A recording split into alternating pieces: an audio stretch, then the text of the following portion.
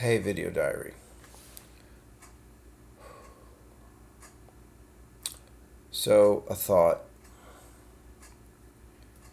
Many of us probably know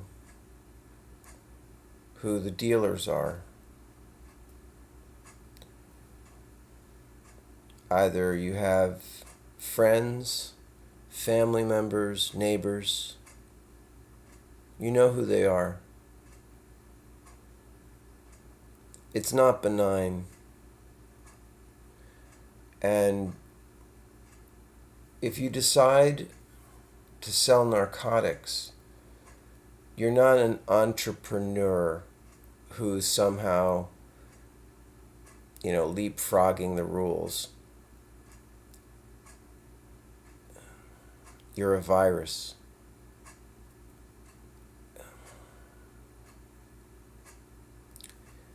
You're someone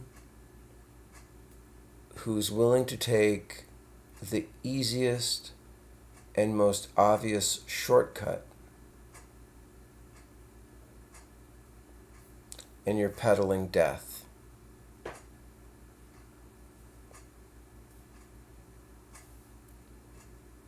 And I don't think the people that are selling heroin, crack, I don't know, meth, I don't know, but I don't think the people that are selling heroin are using it. Because, there are those people, my son was one of them, who in his personality type would buy heroin and then sell some off to his friends.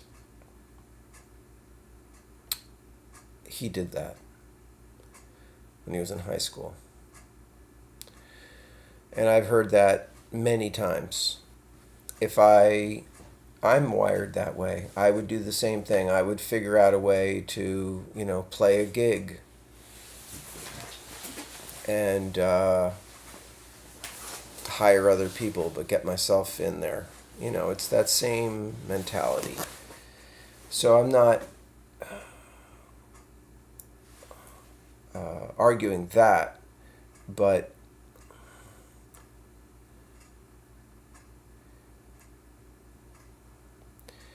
because of the connotations, the death, the long history of bullshit. Look at all the people that destroyed themselves with this. What if Charlie Parker lived 20 years more? There's a lot of other young people. I read in Ira Gitler's book, Swing to Bop, that the drug dealers would party with you with cocaine, and then the next night they'd mix in some heroin, and then on the third or fourth night you were looking for them, and that's because they would get you to all heroin, very highly addictive, and then they'd have a client. A lot of young players tried to be like their heroes and got into junk. Joe Pass was a junkie for 16 years, and I think he referred to himself as an asshole for 16 years. I know it's hard. I'm sure I wouldn't be this upset if my son was alive and had a shot at getting over this. Why am I even doing this anyway? A memorial, a way to sort of purge my emotions, my thoughts. But my thought is that you know who the drug dealers are.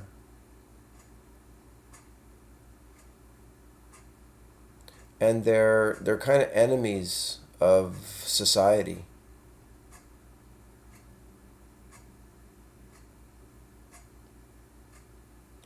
I bet it's happening in communities where people are groomed for being drug dealers. You know, because it's like when I first started selling marijuana, I reached out to people. It was when I was in high school. I reached out to people that I knew did that. They connected me to people. They had like, there was a network. And it scared me away from that. I was very idealistic, and then I saw that heaviness to it all.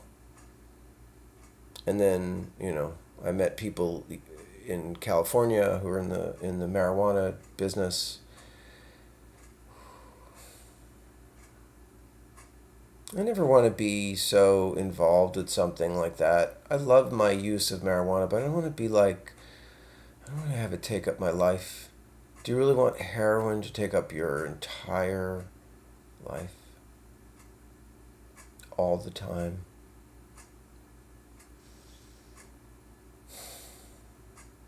Is it just once you're in it, it's too late? And then it's all just chase the rabbit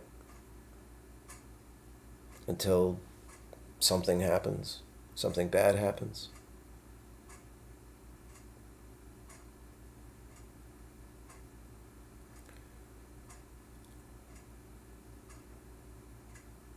I am left with just accept it, you know. Somehow, just be grateful. But it's not the last word. It's not satisfying me entirely.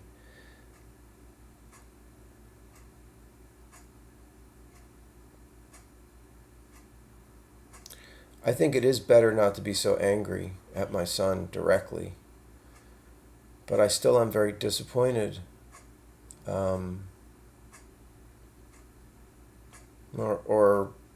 I just miss him. I miss being alive with him. And maybe, like that junkie on the train didn't understand how hard this is for his father. Just something simple.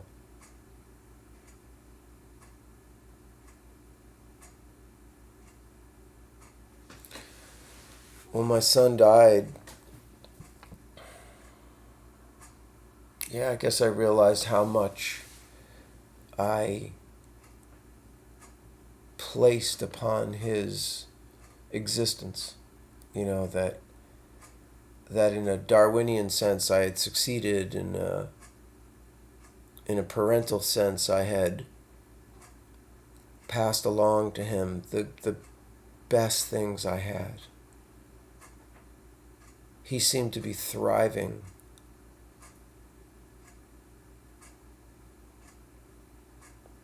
And then to have him, just in a course of a phone call disappear, it just feels like something needs to be said about that. That the drug pushers need to be kicked off their stools. That the drug users need to take more responsibility, a lot more responsibility. And we're here to help you.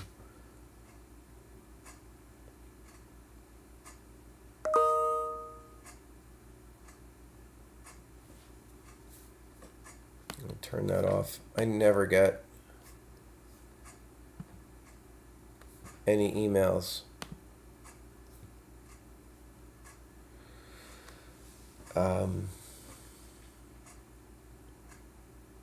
I never get any phone calls. They're always from like drug companies looking to sell me Viagra. And they'll come from all over the country, but I don't get any.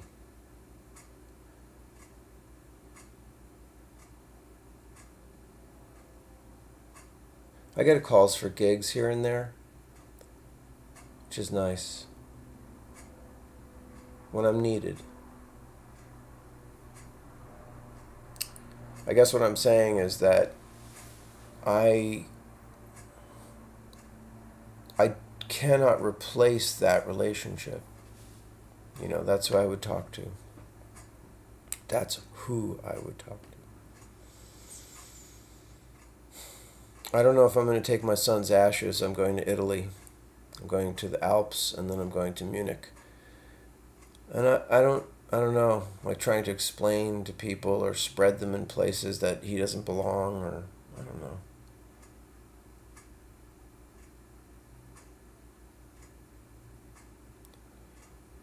This is just so.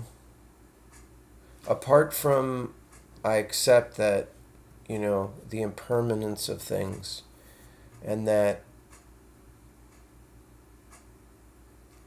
there's no assurances, but maybe I could caboose onto that if you are doing drugs like this, the likelihood of the chaos, the desperation, the pain, the heartbreak, the shame, the sorrow.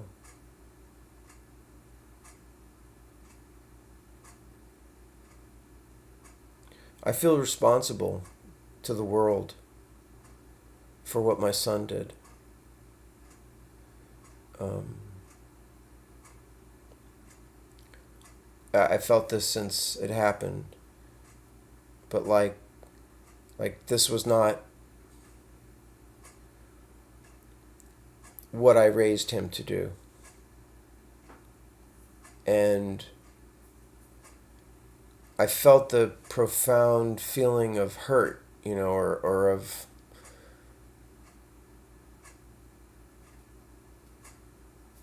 something unwell or out of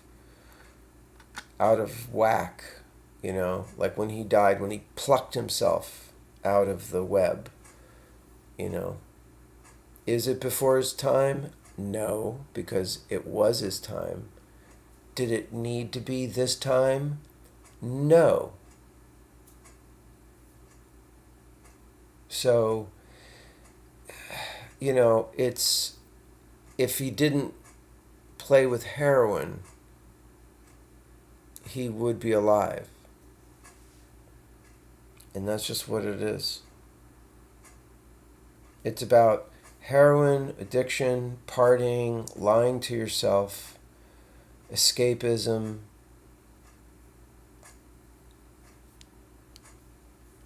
I don't know. Depression, alienation.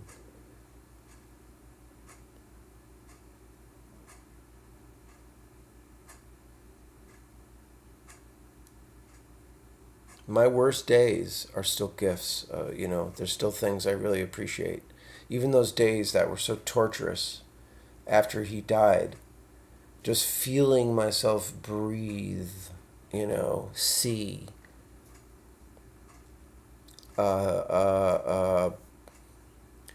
process is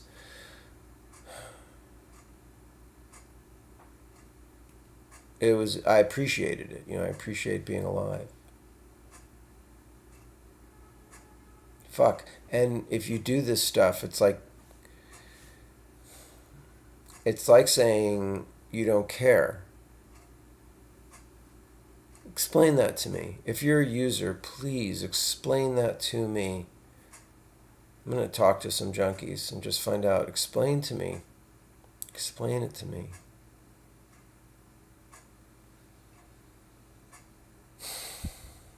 Is it just like cigarette smoking, where like every cigarette is just another round from beginning to end? It like you didn't learn anything from the last one?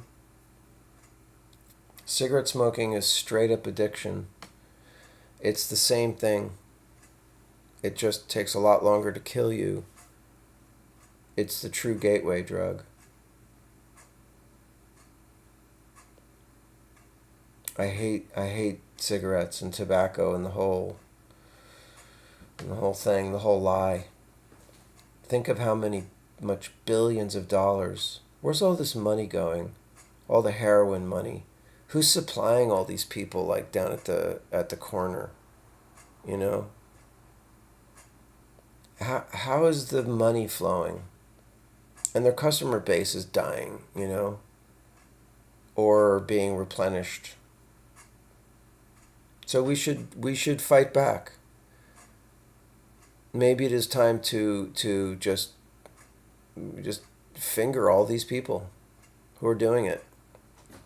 Let's not make it easy, because now, you know, these guys here function. No one's stopping them.